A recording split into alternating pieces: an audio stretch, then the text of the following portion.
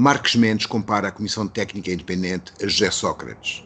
João Taborda da Gama acha grave que a Procuradora-Geral da República fale de uma conspiração contra a Justiça. Sérgio Sousa Pinto acusa José Luís Carneiro de ter descoberto os malefícios da geringonça muito tarde. Adalberto Campos Fernandes responde-lhe com o tempo, e ainda teremos tempo para o papel selado sobre o aborto. São os comentadores como Paula Cardoso, Pedro Tadeu e Nuno Ramos de Almeida. Os comentadores. Eles analisam, eles debatem, eles opinam, eles influenciam, eles discutem, eles ensinam, eles divertem, eles manipulam. Eles viciam a República.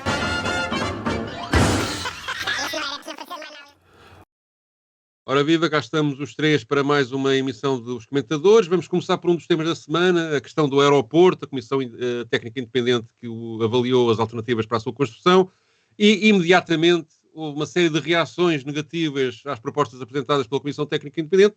Marques Mendes foi uma dessas vozes. Vamos ouvir o que ele teve a dizer. Pois, porque a grande questão é o seguinte. Eu ouvi a Presidente da Comissão na conferência de imprensa, 1h30, sensivelmente. Ouvi tudo. Vi uma entrevista dela ao público. Sim. E à Renascença. E fiquei um bocadinho com a sensação, um bocadinho de facilitismo. Agora estou a falar da parte financeira. Só parte financeira. Mas que é muito importante. E fiquei um bocadinho com esta sensação, veio-me à memória isto, parecia estar a ouvir José Sócrates há 20 anos a falar de 10 estádios para Portugal. 10 estádios para o Euro 2024. Que era tudo fácil, tudo barato, e no final viu-se o resultado final. Achei a Presidente da Comissão, nesta parte, sublinho, nesta parte financeira, muito levezinha. Porque também se diz, última nota, mas a ponte, por exemplo, tem a ver com o TGV. Pois também, pode ter a ver com o TGV, mas que eu saiba, o TGV, o que está decidido até hoje, é de Porto até Lisboa. E mesmo assim ainda não se percebe muito bem como é que vão ser as várias fases. Ainda não vi dizer o TGV também vai ser feito para além de Lisboa, com uma nova travessia e o dinheiro vem daqui ou da lá. Porque nestas matérias, claro, é sempre o seguinte, quem paga? Porque, por exemplo, o TGV, o Primeiro-Ministro disse agora nos últimos dias, temos que lançar o concurso para ir buscar um fundos comunitário. Precisamente. Mas sabe quanto é que é de fundos comunitários? 750 milhões foi o número que foi dito. Só o TGV Lisboa-Porto custa 3 ou 4 vezes mais do que isso. Portanto, esta ideia de que não sabe quem paga, depois do que aconteceu com os estádios do Euro, isto tem que estar preto no branco. Ora bem, houve então uma sessão de críticas ao relatório da Comissão Independente. Nuno, sobre isto, achas normal estas reações e estes comentários? Eu acho que é aquela música que sempre que o amor me quiser, que se podia ser transformada em sempre que a Vinci, ou como é que se chama a empresa que tem a Ana, me quiser, basta fazer um sinal, porque houve uma série de pessoas que saltaram que nem uma mola, porque a empresa concessionada, a empresa que tem a concessão dos aeroportos portugueses não está contente com a solução. E não está contente com a solução exatamente por aquilo que o Marques Mendes diz, é que se fizeram mal as contas. Quem privatizou aquela empresa deu-a por um dinheiro que em 10 anos a proprietária da ANA recuperou com uma concessão de 50 anos. E ainda por cima, essa proprietária do aeroporto, essa proprietária do aeroporto era obrigada contratualmente a duas coisas, a construção do novo aeroporto e a fazer investimentos. E os investimentos estão muito abaixo daquilo que era necessário. No fundo, ela retira dinheiro desta fábrica de dinheiro que são os aeroportos para os seus negócios e para os dividendos e não tem investido devidamente.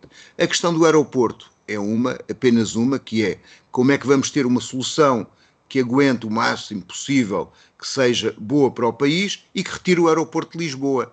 E essa solução não é, obviamente, garantida por aquilo que a ANA propõe, que é o aeroporto de Montijo, que vai acabar em 2038, ele vai estar ultrapassado. O que nos coloca numa determinada situação é que a privatização foi tão bem feita, para além de dar milhares de milhões de euros, assim, rapidamente, a quem não faz muito, ainda acresce que eles têm, parece que, direito de pernada sobre a construção de novo aeroporto. E, portanto, podem ser, caso não queiram, esse aeroporto, caso não o queiram construir, indemnizados pela módica quantia de 5 mil milhões de euros. É caso para dizer, como Marcos Mendes, quem paga somos nós. Mas foi o governo dele que fez isso. 5 mil milhões é mais de metade do custo do aeroporto novo, se isso acontecesse. Paula, sobre este assunto, o que tens a dizer?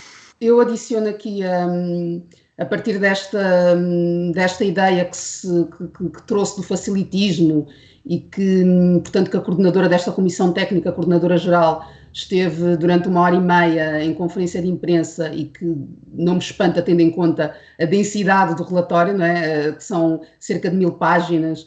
É evidente, do meu ponto de vista, que não faz parte do mandato desta comissão técnica trazer aqui soluções de financiamento. Portanto, não era expectável, pelo menos não da minha parte, que viesse desse lugar um modelo de como é que isto vai ser pago, da mesma forma que entendo que esta comparação com os estádios de futebol é completamente desproporcional, não faz sentido, é desajustada. Portanto, falar em estádios de futebol, comparando com um projeto que é tão estratégico para a economia nacional, não tem ponta para onde se pegue, de facto.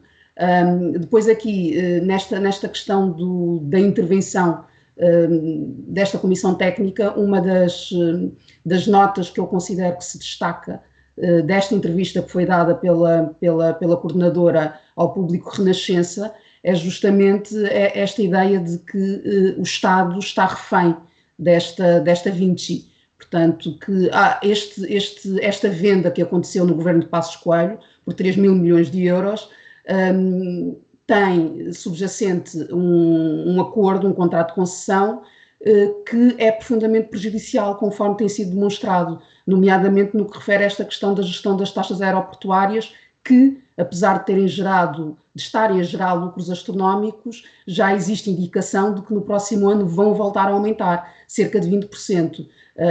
E reforçando aqui esta ideia, já que estamos aqui a falar, Marcos Mendes está muito preocupado com o dinheiro, o que é facto é que a Vinci, e eu destaco aqui também um artigo que saiu no Público e que foi escrito pelo Frederico Pinheiro, que acompanhou muito de perto este processo e que ficou mais conhecido pelo caso Galambanço, não é? Portanto, todos conhecerão o Frederico, ou já terão ouvido falar.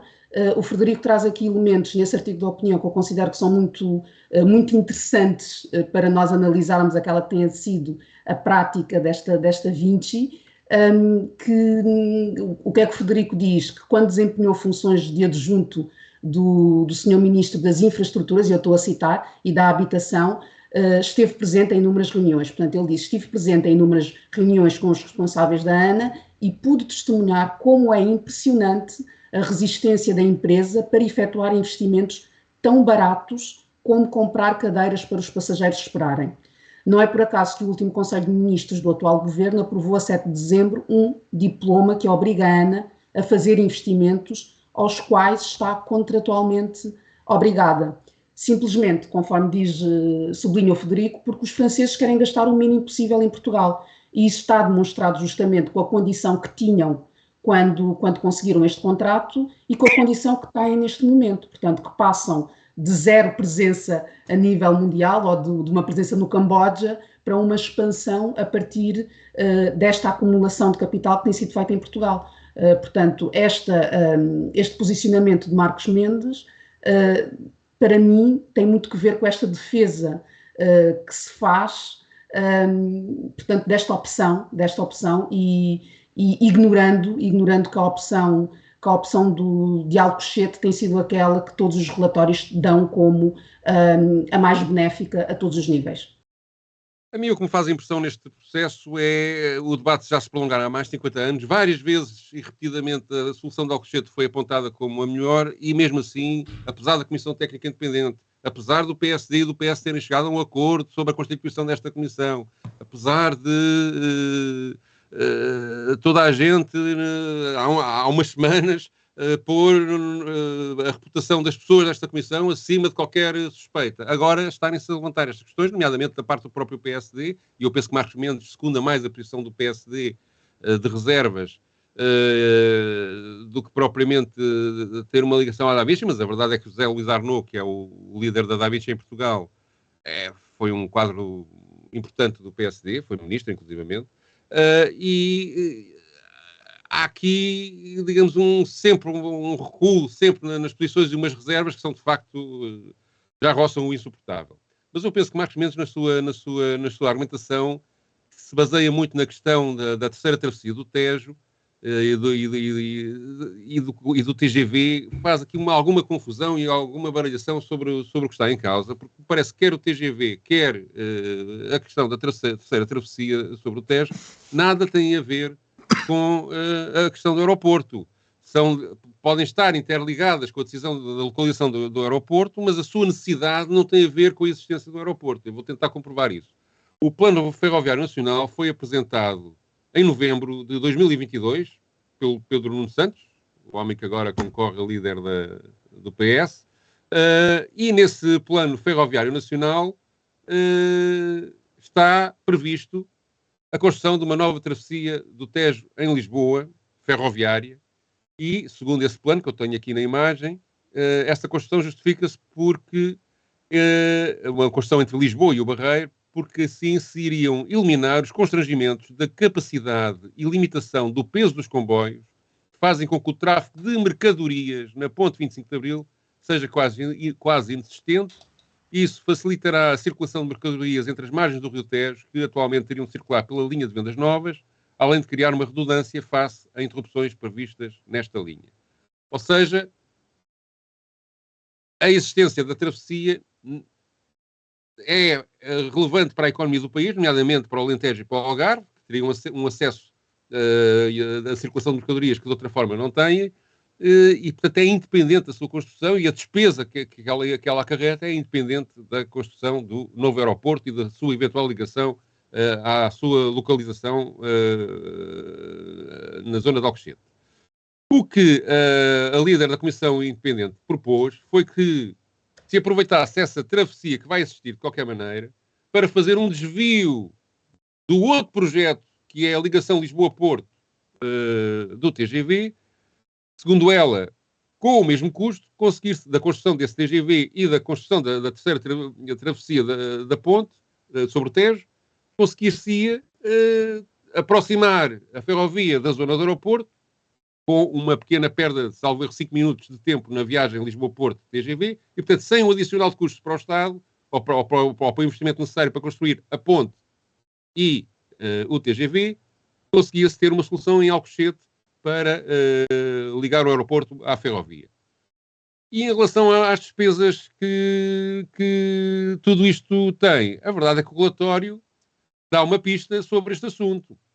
No cronograma financeiro das várias hipóteses que o relatório da Comissão Independente apresenta, temos todos os custos de todas as hipóteses que são analisadas, e a verdade é que, se nós virmos com cuidado, todas elas indicam que a única hipótese que não necessitaria desta travessia do Tejo, desta nova travessia do Tejo, seria a hipótese de Santarém. E, portanto, parece-me que há aqui, do ponto de vista da análise que Marcos Mendes está a fazer desta questão, um erro que o leva a argumentar de uma forma que não me parece ser totalmente correta. Podemos mudar de assunto? Ou já estão estafados com esta... muda. Com este mudo. Então vamos tratar de outro tema da semana, que tem ainda a ver com a sequência da crise política criada e do abalo que o país sofreu do ponto de vista político com a chamada Operação Influencer, quando a Procuradora-Geral da República fez uma intervenção escrita, um discurso, em que falava da existência de uma conspiração contra a justiça. João Taborda da Gama, declarado apoiante de Luís Montenegro, há pouco, esta semana, assinou um abaixo-assinado a favor de Luís Montenegro, da candidatura dele a primeiro-ministro, achou grave esta declaração de Lucília Gago. A candidatura dele a primeiro-ministro? Ele acha que é candidato a primeiro-ministro. É evidente que as pessoas votam em partidos. Eu conheço essa objeção. Mas a verdade é que esse papel indica que que o Luís Montenegro tem essa pretensão. Mas vamos ouvir então o que o João Taborda da Gama tem a dizer sobre esta questão da Procuradoria-Geral da República. É um discurso que temos duas hipóteses. Ou enfiamos, digamos, categorizamos e abordamos do ponto de vista literário ou gongórico, e na justiça muitas vezes há essa tentação de advogados, de magistrados, de utilizar palavras, porque sim, porque elas existem, não é? Só porque elas existem, então no dicionário utiliza-se. Ou então ela quer mesmo dizer aquilo. E se ela quer mesmo dizer aquilo é grave. Ou seja, se a figura da Procuradora-Geral da República e a figura institucional diz, neste contexto, que há ataques para destruir a justiça, e isso é verdade, e não estamos no plano literário, então têm de ser dadas mais explicações sobre isso. Quem é que quer destruir, um comunicado, eventualmente, quem é que quer destruir, como, quem são aquelas pessoas, o que é que está a ser feito, estão a ser abertos inquéritos sobre a destruição da justiça, porque se abre inquéritos sobre tudo, e mais alguma coisa, sobre a destruição da justiça, também se devia abrir um inquérito. Mas em que posição é que ela ficaria se não defendesse o Ministério Público que está sob fogo cruzado? Mas a função do PGR e a função sindical na área da justiça distinguem-se, e ambas têm a sua função e são bem feitas e até são bem representadas em Portugal, mas distinguem-se. E, portanto, a defesa da justiça por quem, na minha opinião, por quem desempenha esse cargo, é uma defesa pela excelência dos resultados, o que é que tem sido feito, o que é que são as reformas que falta fazer, como disse o Paulo, como é que se presta contas ao povo, porque a justiça é administrada em nome do povo e não em nome de um serviço burocrático ou na sua relação de maior ou menor dialética com o poder político, e, portanto, é o que é que está a ser feito para isso.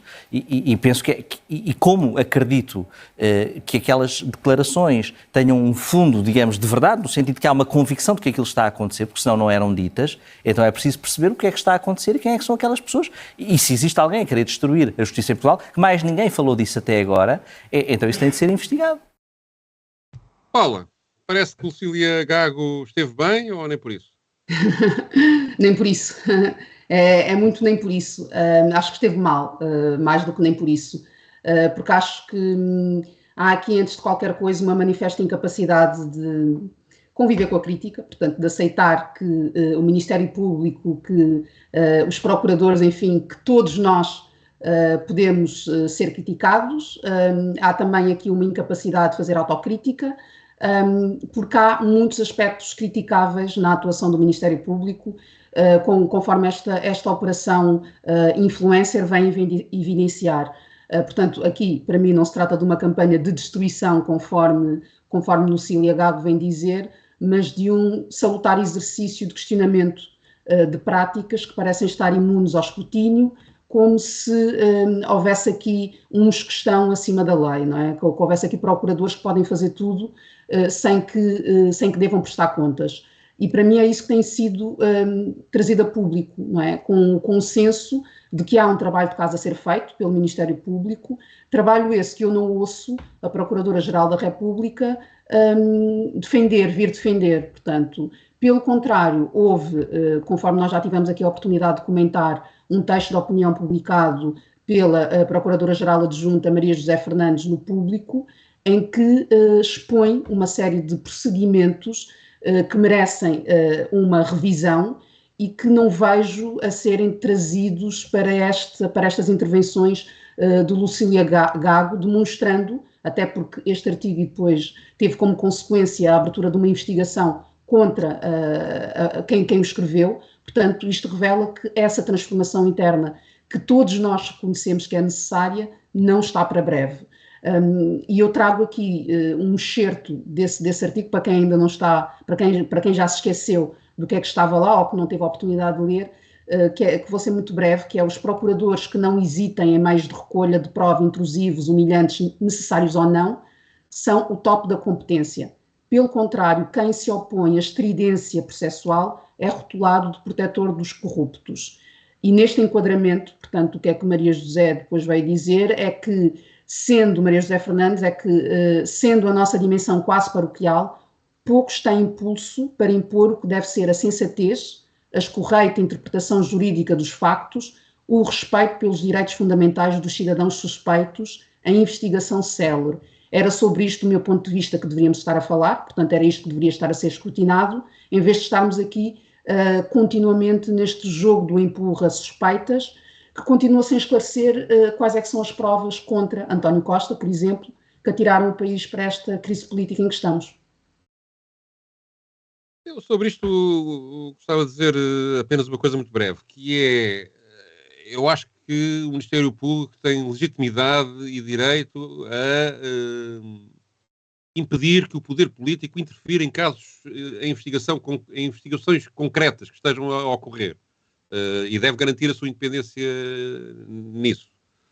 Não pode ser imune à crítica, ou seja, não pode viver numa redoma isolado do resto do país, fazer as coisas como se não existisse uma sociedade em que eles intervêm e, portanto, dentro da sua própria autonomia, ir ajustando a sua atuação e corrigindo erros de forma, digamos, a não causar o alarme social, que é uma das missões, aliás, do Ministério Público, é impedir que haja alarme social, por isso é que há investigações.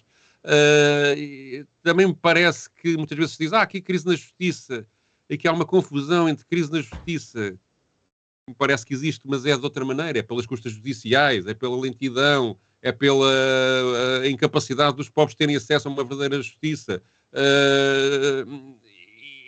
e por outro lado também ela ser opaca do ponto de vista processual, a linguagem utilizada nos tribunais é completamente insuportável. Eu acho que domino a língua portuguesa, pelo menos vivo disso, e às vezes não percebo nada do que lá está escrito nos processos, etc. Portanto, há aqui montes de problemas, de facto, na justiça. Mas isto é um problema específico do Ministério Público, que é uma coisa um bocadinho diferente. É que o Ministério Público, de facto, atua, já desde o tempo de Cunha Rodrigues, de uma forma que deixa muitas dúvidas e que não é prestigiante para eles, ao contrário do que o Cília Gago diz. Não é? E, portanto, acho também que se o Ministério Público, a Procuradora, tem o direito, como eu estava a dizer, de que o poder político não interfira diretamente em investigações, também deve-se coibir de fazer declarações que interfiram no exercício concreto da política. Posso falar, claro, sobre as políticas gerais e deve, da justiça e do próprio trabalho do Ministério Público, mas depois estar a ter atitudes que possam ser manipuladas politicamente pelos vários intervenientes políticos que aí estão, julgo que isso também não a deixa numa posição muito confortável. Enfim, tudo isto, digamos, a incapacidade de autocrítica do Ministério Público e de corrigir os seus próprios problemas acabará por levar o poder político a fazer aquilo que também é legítimo, que é, do ponto de vista geral, atuar de forma a mudar. Olha, por exemplo, Rui Rio voltou à carga com as suas propostas de reforma da justiça, que se calhar vão criar mais problemas do que propriamente ajudar, se o Ministério Público não conseguir, de facto, corrigir os problemas repetidos que tem tido. Nuno. Eu vou tentar ser rápido, até porque tenho como limitação de tempo, mas dizer o seguinte: acho que o João Taborda da Gama está a ser injusto, porque tem que dar ao Ministério Público 10 anos para escutar alguém e depois alguns anos para prescrever aquilo que foi escutado. Acho que o maior problema... E precisa de 8.500 escutas para tirar de lá 10, não é? No caso do Galamba, de 4 anos seguidos a ser escutado e depois uma acusação que é feita com base em escutas. Acho que aquilo que conspira contra a justiça verdadeiramente é ela não obter resultados e parecer pouco justa na forma como faz os procedimentos. É óbvio que isso não é apenas responsabilidade do Ministério Público, não é? O juiz de instrução é o juiz das garantias, portanto, quer dizer, fica para se perceber por que raio de carga d'água o juiz das garantias, que está ali para dar garantias aos cidadãos e que o processo seja justo, autoriza uma escuta durante 4 anos, mas acho que o maior problema do Ministério Público atualmente é, para a maior parte das pessoas, eles não conseguiram levar os processos até ao fim. Os grandes processos, aqueles processos com implicação política maior, não se resolvem. E aquilo que é exigível é que consigam apurar se há culpados, consigam investigar ou se há inocentes. E é isso que é exigível. E isto fica sempre tudo em meias tintas. Chegamos sempre a um resultado que não é resultado nenhum. Que é, a maior parte das pessoas acha que havia culpados, mas que não foram condenados porque a justiça não funciona. Ora, isso não pode acontecer porque tem implicações políticas e democráticas muito graves. O Ministério Público tem e deve investigar todos os casos sobre políticos e corrupção que lhe chegam, mas tem que os investigar bem. E para isso tem uma estrutura que é independente, mas o ser independente não significa que seja que não possa ser criticada e que não seja controlada por dentro, porque aqui há uma discussão no Ministério Público se a independência é do Ministério Público e ele é uma estrutura hierárquica, como está escrito, ou se a independência total é dos procuradores, independentemente da sua atuação. E se fazem medidas de buscas, de escuta, de detenção, que são justificadas ou não. E nessa altura a hierarquia, que de facto tem o poder de reabrir o processo, se o processo é fechado, também devia ter o poder de discutir essas medidas, não para controlar e impedir a investigação, mas para que ela fosse mais eficiente. Parece-me que esta é a questão. E depois há coisas que o Ministério Público tem que ter cuidado. Por exemplo, não me parece normal que um dos procuradores do caso Influencer tenha sido assessor do ministro Paulo Portas. Acho que o senhor há de ser altamente competente, provavelmente é e será certamente honesto, mas há ali coisas que têm que ser, em casos de implicação política, tem que haver uma certa ponderação. Ou fazer acusação a um Presidente da Câmara, ou uma Presidente, não é? Por ter nomeado o seu chefe de gabinete. Sim, sim. Não conhecendo a lei, não é? Que os chefes de gabinete não são de concurso público, são cargos de confiança política. É lamentável. Bom, vamos mudar de assunto. Este fim de semana há eleições internas do PS e achámos curioso um debate entre dois comentadores da CNN, que são militantes do Partido Socialista, Sérgio Sousa Pinto e Adalberto Campos Ferreira. Vamos ouvir. Agora, o que é preciso perceber é o seguinte: o Zé Luís Carneiro, neste momento, tem o apoio de um conjunto de pessoas que, enquanto estiveram no poder, penduradas nos votos do PCP e no Bloco de Esquerda, nunca sentiram que eram ministros e secretários de Estado do radicalismo. Agora que estão fora do poder, ou que estão na iminência de estar, porque vamos ter eleições, é que de repente descobriram que a geringonça era o radicalismo. E eu que estive sempre contra a geringonça e continuo a estar, interrogo-me. O que mudou de 2015 para hoje é que hoje já ninguém tem medo do papão, PCP e Bloco de Esquerda. Já não existe esse receio. Alberto, e a expectativa está antecipada pelo eleitorado. Deixe-me só passar aqui por uma questão de equidade, só para terminarmos. De facto, estamos já em cima do nosso tempo, mas gostava de perguntar ainda a Alberto Campos Fernandes se ficará muito surpreendido se José Luís Carneiro vier a sair derrotado nas diretas de sexta e sábado. Não ficarei surpreendido. Aliás, os militantes são soberanos e livres para naturalmente escolherem o secretário-geral que entenderem que está em melhores condições para defender os interesses do partido e naturalmente o do país. Agora é preciso também nós não fazermos aqui uma espécie de criação de narrativas ad hoc. Há pessoas que são de facto especialistas em criar narrativas ad hoc para justificar determinado tipo de coisas. É preciso dizer que, por exemplo, excedente orçamental aqui referido e muito bem ontem pelo Primeiro-Ministro, não é para ser usado em despesa corrente.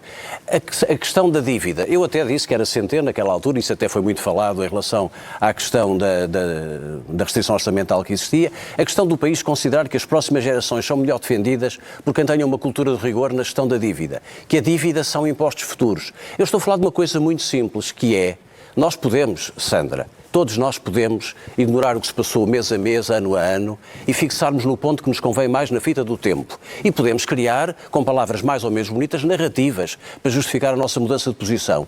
Eu digo-lhe com toda a franqueza que em cada momento as circunstâncias definem as pessoas, o seu comportamento e as suas atitudes. E não é, naturalmente, porque há aproximação do poder e que a aproximação do poder faz com que nós tenhamos uma posição diferente daquela que tínhamos anteriormente. Vai mudar as coisas. Que vamos mudar as coisas. Tu foste um ministro da geringonça e agora és um traumatizado da geringonça. Quem é que mudou de posição? Por favor, temos que terminar.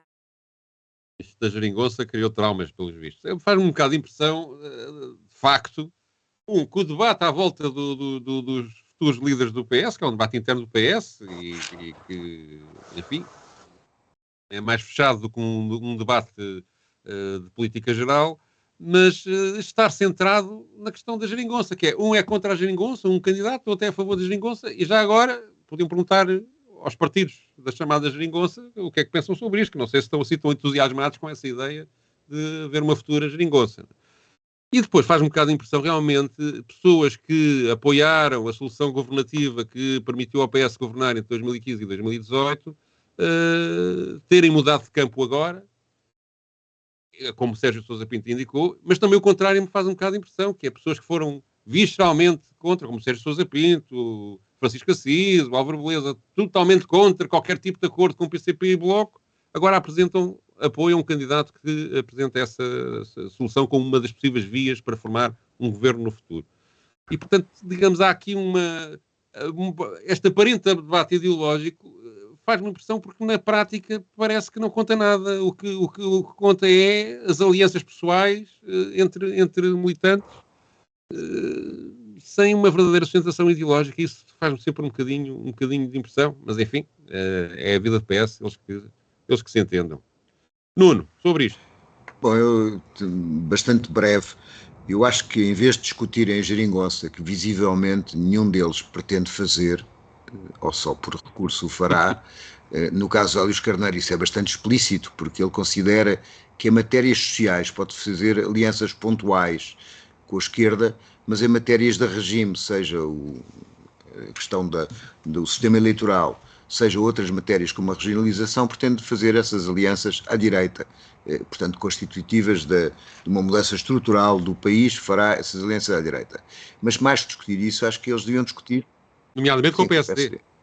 Eles deveriam discutir o que é a maioria absoluta, porque de facto o que nós vivemos nestes anos foi um governo de maioria absoluta do PS por recusa da aprovação de propostas dos partidos à sua esquerda, e supostamente tínhamos tido o orçamento mais à esquerda de sempre.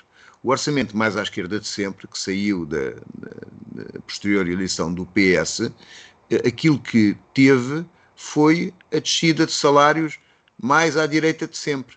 E, portanto, aquilo que se verifica é quando os partidos mais à esquerda do PS não têm força, o PS faz uma política que, em muitos aspectos, é uma política que está mais preocupada com o cumprimento de determinados critérios europeus e com a saúde dos bancos, do que propriamente com o ganho de direitos às pessoas. Não quer dizer que o PS seja igual ao PSD, não é isso que está a dizer, apenas está-se a dizer que algumas das grandes preocupações que o PS tem, nomeadamente a chamada preocupação das contas certas, é uma preocupação que foi simplesmente isso. O PS fez um orçamento e sobre esse orçamento ainda reduziu mais as despesas e os apoios sociais que havia. O último de 2022, creio, tem, 2023, aliás, 2 mil milhões de euros a menos de investimento nos serviços sociais, investimento público, que podia ter, porque o Partido Socialista privilegiou a questão do pagamento da dívida a ritmo mais elevado do que estava estabelecido na Europa e até a ritmo mais elevado que o seu orçamento propunha. Dizia-se que o Passos Coelho ia mais longe que a Troika, estes vão mais longe que as novas Troicas. O seu próprio orçamento. Paula. Eu gosto da expressão traumatizados da geringonça, confesso. Acho que há muitos. Não concordo que deixaram de olhar, que existe este novo olhar para o PCP e para o Bloco, portanto, que já se percebeu que não são papões. Eu acho que essa ideia de ameaça vinda desses partidos continua presente, mas ainda assim eu entendo que, havendo uma possibilidade, que espero que aconteça, porque é esse tipo de aliança que eu gostaria de ver num governo, num futuro governo, uma aliança de esquerda, eu espero que tanto o Bloco como o PCP estejam disponíveis para formar governos. Estavas aqui a trazer Pedro, que está por demonstrar que existe essa vontade, e eu acredito que estes tempos de maioria absoluta que vivemos, por muito que possam ter e tiveram um efeito de acentuar uma série de clivagens, eu ainda assim acredito que justamente por causa disso existe um maior interesse em regressar, em tentar reverter uma série de perdas que aconteceram, não só reverter, mas obviamente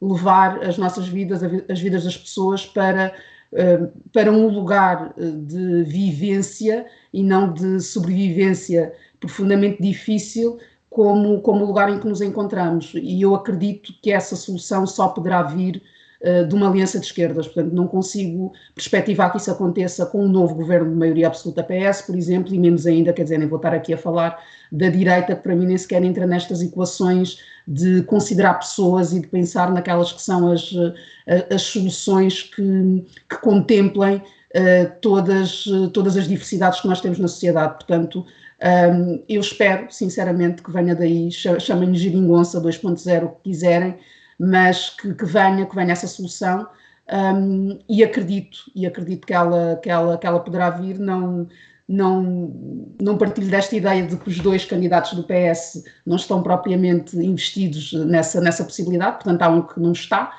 e há outro que eu acredito que esteja, portanto, e enfim, fica aqui a minha vontade para depois de 10 de março, porque nunca será a 10 de março, não é? Vamos ver o que acontece. Mas mesmo que essa tua vontade se concretizasse, há uma coisa que é preciso levar em conta. Uma coisa é um PS com uma grande votação e um Bloco de Esquerda e um PCP com pouca representação parlamentar. Isso significa que vão influenciar muito pouco as medidas e que, na prática, o PS acabará por governar ao seu estilo que teve aqui na maioria absoluta. Outra coisa é haver um maior equilíbrio entre as representações destes partidos e permitir negociações que levem as coisas para uma verdadeira política de esquerda. É esta a minha opinião. E, portanto, se a verdadeira política de esquerda não é possível, mais vale não fazer, acho eu. Mas isso é a minha opinião. A alternativa é bem pior, Pedro. Já não sei. Ora, vamos à nossa rubrica Papel Selado.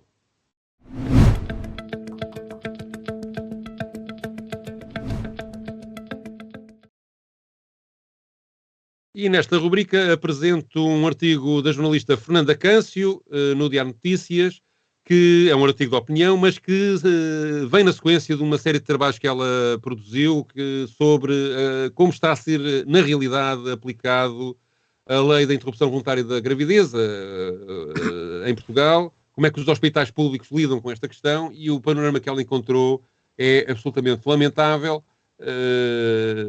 Vou citar aqui uma frase do texto que creio que sintetiza a situação.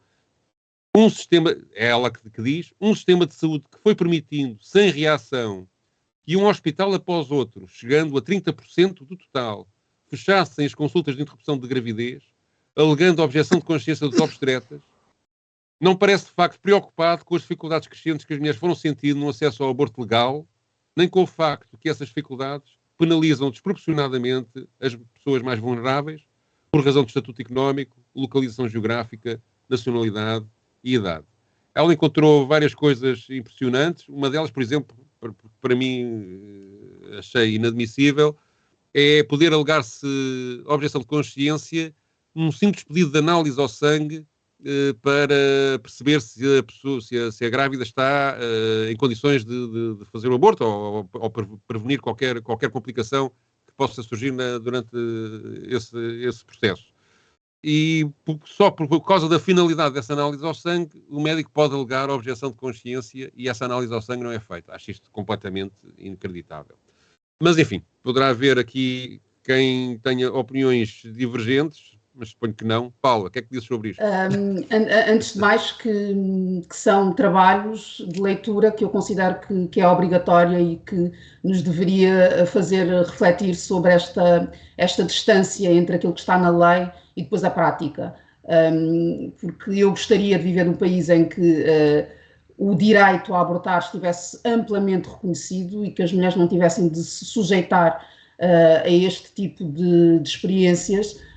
Mas não é isso que nós temos. Obviamente, os trabalhos revelam que existe um problema mais grave, com mais nós nos afastamos do centro, portanto a questão geográfica não é irrelevante para esta análise, mas a minha realidade vive-se em Lisboa e o que é facto é que em Lisboa eu observo tudo isto que está a ser descrito aqui no artigo, sendo que estes dados que são aqui trazidos sobre o encerramento de uma série de serviços onde este cuidado era prestado, deveria ser questionado, deveria ter algum tipo de consequência, porque o que acontece é que deixa de existir essa resposta e como alternativa, que não é alternativa para a maior parte das mulheres, existe o privado, não é? Portanto, é esse caminho que nós vemos também aqui a partir destes trabalhos. Estava aqui a trazer a realidade de Lisboa, que é aquela que eu conheço. Felizmente nunca tive de me submeter a um procedimento desta natureza, mas conheço muitas mulheres que já tiveram de o fazer. Portanto, eu felizmente não tive, e a partir das experiências que me foram sendo relatadas, existe não só uma dificuldade em que se avance, portanto, questionando inúmeras vezes, em inúmeras etapas, Não é tanto o questionar, mas é o colocar a pessoa num estado de culpa tal que, como se não bastasse o ter de se lidar com a decisão que não é fácil do ponto de vista emocional, e também físico, porque há todo um impacto físico desse procedimento, mas como se a mulher já não tivesse ali a processar uma série de questões, ainda tem de lidar com este olhar culpabilizador do sistema. Uma desumanização total, em que parece que todas somos umas irresponsáveis, e que decidimos, portanto, engravidar só para podermos ter a experiência do aborto, porque às tantas é isto que eu vejo acontecer. E depois eu termino trazendo aqui um elemento que me parece que está sempre aqui a distorcer estas relações entre quem quer abortar e quem defende que não deve existir esse direito, que é a ideia de que quem é contra o aborto é para a vida e quem decide abortar é para a morte. Portanto, e são estes extremos que eu vejo aqui também refletidos nestes trabalhos e que eu gostaria que naturalmente não existissem e que houvesse uma consequência a partir de tudo isto que nós estamos aqui a discutir. Nuno, achas isto admissível? Sim, eu acho que é bastante admissível, e uma das coisas que mais me impressiona nesse conjunto de reportagens é quando a jornalista faz um conjunto de telefonemas para realizar uma interrupção voluntária de gravidez e num hospital lhe respondem que este hospital é amigo dos bebés. Portanto, acho muito ternurento e é uma coisa que se verifica ao longo das reportagens, isto é, há uma subversão da lei. A lei concede o direito às mulheres a interromperem a gravidez em determinadas circunstâncias e um conjunto de hospitais e um conjunto de profissionais subvertem a lei de modo a impedir as mulheres de o fazer ou então colocarem a decisão numa discussão que eles participam, quando a decisão não é deles, a decisão é das mulheres e, portanto, o Estado deve garantir no seu Serviço Nacional de Saúde que a lei seja cumprida e seja cumprida em todo o território nacional, nos prazos previstos e nas condições previstas. Isto é uma chamada subversão de uma decisão que existe, de um direito que foi consagrado e que não está a ser respeitado. Eu tenho a ideia que li alguns que nos Açores, por isso simplesmente, é impossível aceder a um serviço público de interrupção voluntária de gravidez. É incrível, de facto. Bom, a ver se esta situação melhora. Para a próxima semana cá voltaremos. Passem bem. Bom fim de semana. Bom fim de semana. Os comentadores. Eles analisam, eles debatem, eles opinam, eles influenciam, eles discutem, eles ensinam, eles divertem, eles manipulam. Eles viciam a República.